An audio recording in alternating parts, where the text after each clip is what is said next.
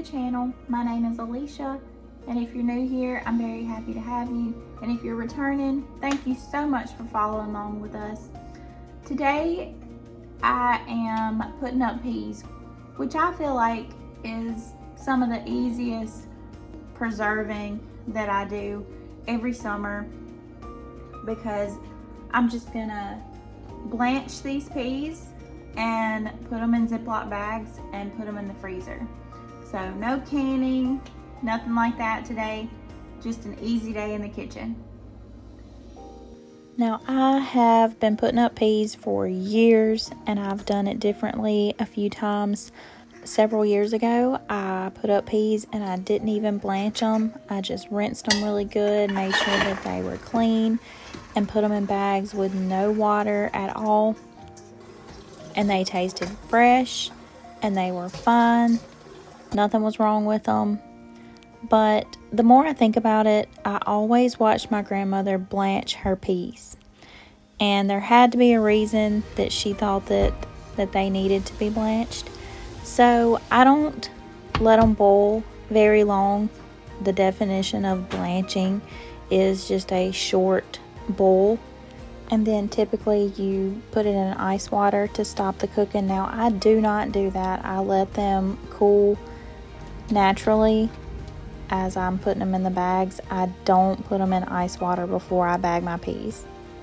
But anyway, all that to say, I've gone back to blanching my peas. As you know, if you've been watching this channel, we do not spray any of our vegetables, fruit, or anything with pesticides. So I guess the likelihood of there being bugs in our peas is a little higher than maybe other people's. So blanching them to kill anything that could possibly be in there is probably a good idea. However, these peas that I'm putting up in this video did not come from our garden, and our peas are ready by the time I get done putting all these peas up. But these peas came from my father-in-law. They wound up with more peas than they wanted to put up themselves, so they brought us 3 buckets, and we are just not the type of folks that like to waste any type of food. So I was like, yeah, I'll take them, even though I knew we'd be picking our peas very soon.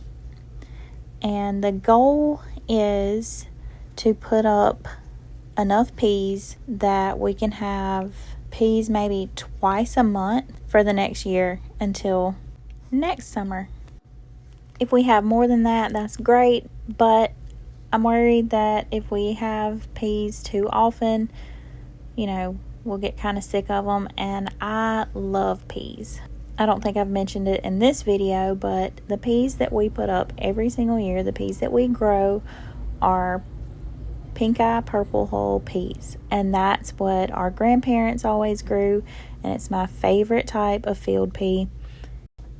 I don't know if you can tell, but I like to put 3.5 cups in each quart size bag. Now, if we have company over, I just hit my head on the camera. Anyway, if we have company over, I would cook 2 quarts at a time, but for us, my little family of 3.5 cups is a good amount for each meal. And we may have leftovers and we may not. It kind of varies, but I like to keep it around 3.5 cups. The bag flattens out nicely. It's not a struggle to close. And like I said, I don't put a lot of juice. So that's just what I do. So I wound up with 11 quart bags of peas and a little bit left over for supper. Now, it wasn't 3.5 cups, so I added some butter beans and cooked them with that little bit of peas, and it was perfect. And speaking of supper, I had a cut of meat that I've never cooked before. My husband picked this up at a local grocery store, and it's some type of steak. It says gravy steak. So I'm just going to brown it on both sides, and then I'm going to make some gravy, and I'm going to put it all in the crock pot and let this, it doesn't seem like a super tender cut of steak, So I'm going to let it cook the rest of the day in some gravy in the crock pot. Y'all know I love to just stick something in the crock pot and forget about it. And anytime I'm not having to turn the oven on, whenever it's 90 plus degrees outside, that's a win for me. So if I do a lot of cooking videos the next few weeks, it's probably not going to be anything baked. I haven't made sourdough or anything this past week because it is just so hot. Lord bless all of our crock pots and air fryers for the next couple of months because they are definitely putting in overtime. Now, when I made my gravy, I made it a little thinner than I normally do. I didn't want it to be super thick to start with because, like I said, this is going to cook the rest of the day at least 6 hours. So I need it to be a little bit thinner so that it doesn't burn. And for all of y'all that are thinking, oh, just put a pack of gravy in there, y'all quit buying that junk. Y'all can make gravy. I know it's hard. It took me a while to get where I could make gravy. I would make it right, and then the next time I make it, it'd be terrible. I was so inconsistent making gravy for like probably years. But then I finally got it, and seriously, the trick to gravy is patience, which I am in short supply of almost always, which is undoubtedly why I had a hard time learning how to make it. I was actually going to add some beef broth to this gravy, and I realized I didn't have any, so I just put some chicken bouillon and some water, and that's what I added to my gravy, and it was fine.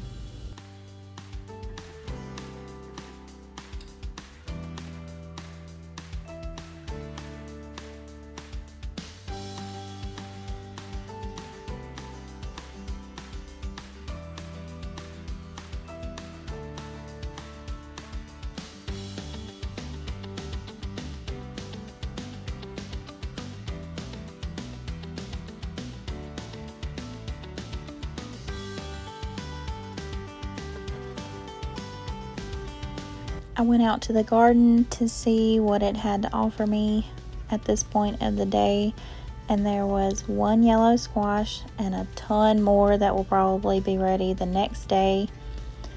And I squished some squash bugs while I was out there. Y'all, I hate squash bugs. Oh my goodness. And I was so excited to find a zucchini because I thought that our zucchini plants didn't make it, but I was wrong. There's several over there to the right of the squash plants.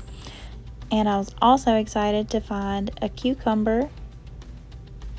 I used to not like cucumbers, and now I love them. I always like pickles, but now I love cucumbers as well. I love the time of year when you feel like you need another side to go with supper, and you can just go out in the yard and pick something and cut it up, put some salt and pepper on it, and you're good to go.